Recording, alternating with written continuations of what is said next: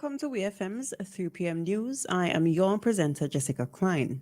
First on the local scene. 21 beekeepers here in St. Vincent and the Grenadines are now equipped with essential first aid skills thanks to a training workshop. The workshop took place at the St. Vincent and the Grenadines Red Cross Society SVG RCS headquarters in Kingstown. Apiculture Extension Officer in the Ministry of Agriculture, Alan Williams, noted that beekeepers are exposed to many serious risks involved in the farming practices and daily lives, hence the reason for the training workshop. SVG Red Cross Society Training Officer, Miss Decima Hamilton, said that though honeybee stings may seem to be the most important risk for beekeepers, it is of critical importance that beekeepers be exposed to the overall approach to first aid training. Mr. Williams said that the Ministry of Agriculture understands the importance of health and safety for farmers in all aspects of agriculture. As a result, beekeepers must be able to prove their competence in first aid. Work is progressing smoothly to facilitate reconstruction of the God Save the Queen Bridge located at Overland in the North Windward constituency. A Bailey Bridge is also currently being constructed to serve as a temporary bypass to facilitate construction of the new bridge, which spans the area between Overland and Magum along the Windward Highway. The Transport and Works Minister said the project is being funded by the Caribbean Development Bank, CDB, at a cost of $7 million and constructed by the OB Sado Engineering Company of St. Lucia. Describing the scope of work to be done, Minister Daniel pointed out that because of coastal erosion, the roadway leading from Overland to the God Save the Queen Bridge will be moved further inland for the safety of the traveling public. To facilitate this, 7 properties will have to be relocated, he noted. Minister Daniel said while the existing bridge can only facilitate one-way traffic, the new bridge, when constructed, will be able to facilitate two-way traffic. Work on the project began earlier this year and is expected to be completed by mid-2025. Still on the local scene, citizens of St. Vincent and the Grenadines can expect to hear more about the Caribbean Digital Transformation Project, CAD-TP, as it gets ready to swing into full implementation. The project, which is ongoing in St. Vincent and the Grenadines since 2020, seeks to bring the country's public sector into the digital age by transforming the way government services are delivered to the people of this country. It is designed to integrate modern technology across all government sectors and services, enhancing efficiency, transparency, and engagement between the public and private sectors and local and regional communities. Key objectives include the digitization and streamlining of government operations to improve transparency and effectiveness, improve public access to government services through digitization, 24/7 online access to government services, national digital skills development, and online infrastructural development.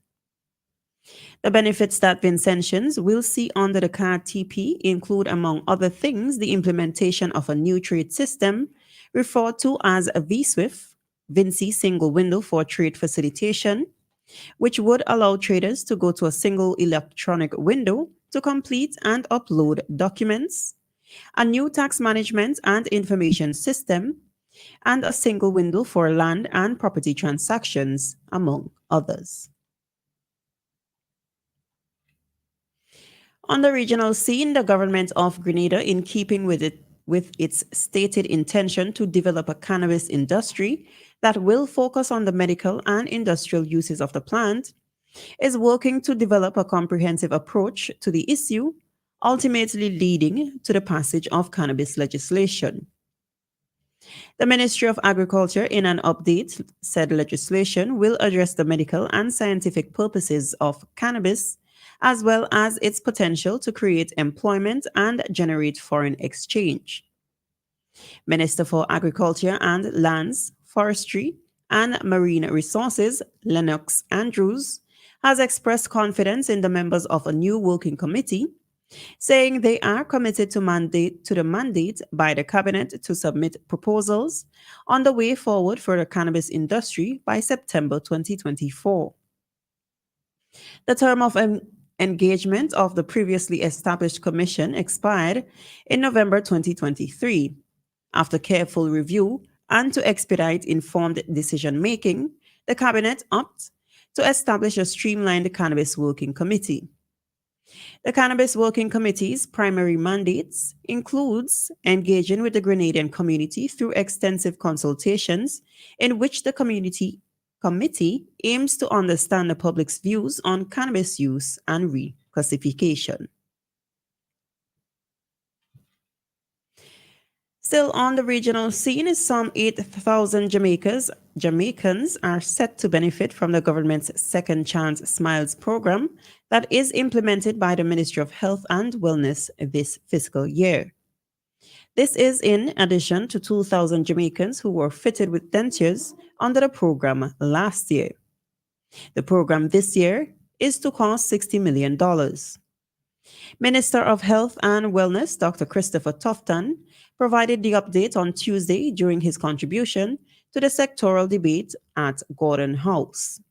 Meanwhile, the Health and Wellness Minister also shared that 58 Jamaicans benefited from the New Limb New Life program, which fits prosthetics at a cost of $24 million during the past year.